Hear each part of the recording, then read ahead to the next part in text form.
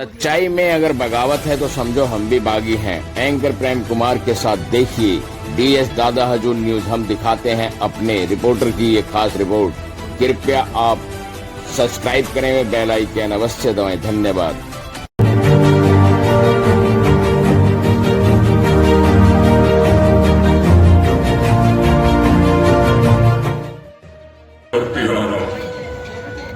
कर्म निज कहाँ विचारा। सुनो बाली, छोटे भाई की स्त्री, पुत्र वधू, बहन और कन्या, इन चारों को जो मां की दृष्टि से ताकता है उसको मांगने में कोई बात नहीं लगता। ठीक है, परंतु यही मानना है तो सामने आकर मना होगा।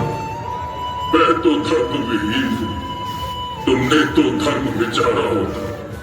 भाई, तब ब्रह्मा जी ने तुम्हें वरदान दिया था तो उसको तोड़ देना भी तो बुरा है। सामने तुम पर असर होता नहीं पाषाण का, इसलिए चिंतन किया है मार तुम पर बाण का। ठीक है महाराज, आपके आगे मेरी चतुरता नहीं चल सकती। अच्छा मेरा अपराध कीजिए और इतना आशीर्वाद दीजिए। हाथों में तीखे बाण लिए इस ओर बड़े ही आते हैं, लड़ने का सब सामान लिए हनुमान। हूँ मूल कुटिल माया के वश, आधीन निचुर अज्ञान प्रभु। है आप दया सागर पावन, स्वाधीन सगुण भगवान प्रभु। माया के अंधे जीवों को अब सागर पार किया तुमने, संसार पार करने को ही स्वामी अवतार लिया तुमने। जो मन के भाव हमारे हैं स्वामी अंतर्यामी जानो, मुझ नीच पावन को भगवन चरणों का सेवन की जानो।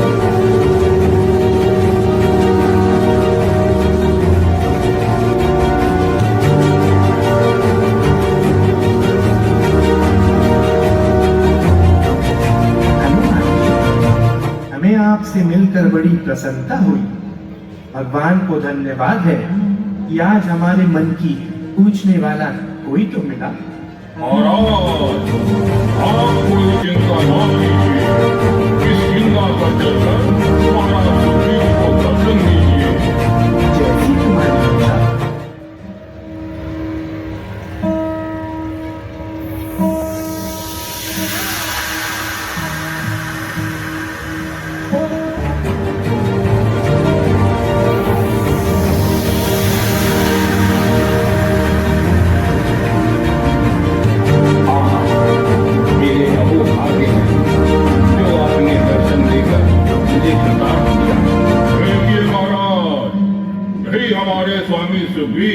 किष्किंधा नरेश है जो अपने दुष्ट भाई बाली के हाथों बड़ा कष्ट पा रहे हैं और नगर को छोड़कर इस पर्वत पर जीवन बिता रहे हैं।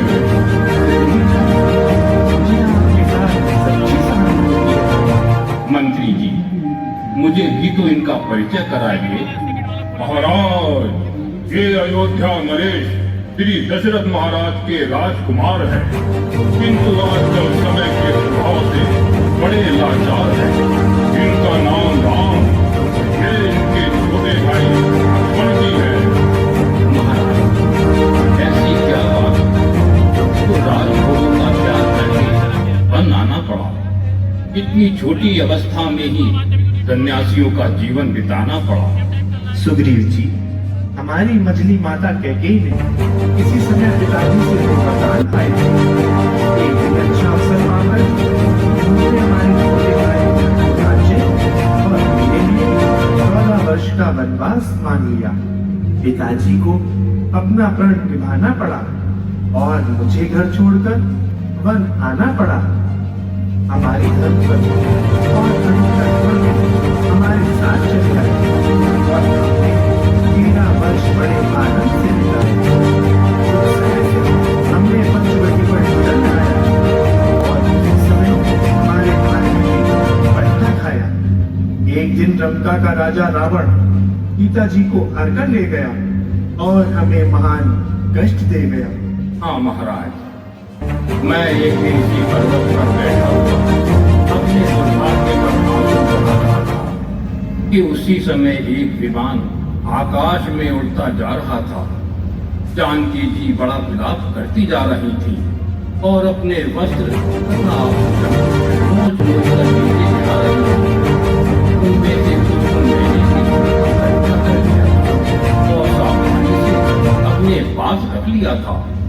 तो सुग्रीव जी, कंगन है, ये उसी माथे का तिलक है।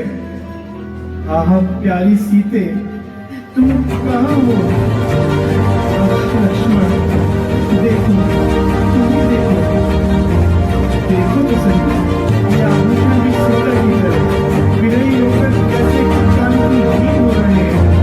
मानो उनके वियोग में झरझर आंसू बहा रहे हैं।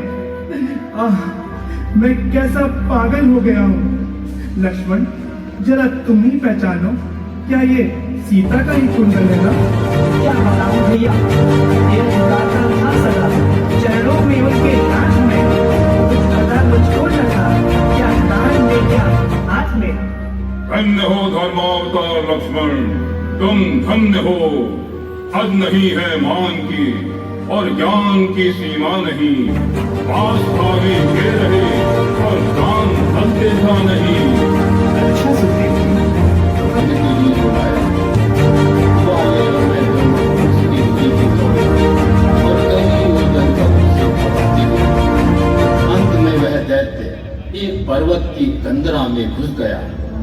तब बाले ने समझा कि उस निशाचर ने बाले को मार डाला है और अब आकर मुझे मारेगा। अतः मैंने प्राण रक्षा किया। ये भारी घटना से उस गुफा का द्वार खोला और पंपा को चला आया। मंत्रियों ने बिना राजा के राज्य की व्यवस्था बिगड़ते देखकर मुझे विवश किया और मुझे राजा बनाया। परंतु कुछ समय पश्चात बाली राक्षस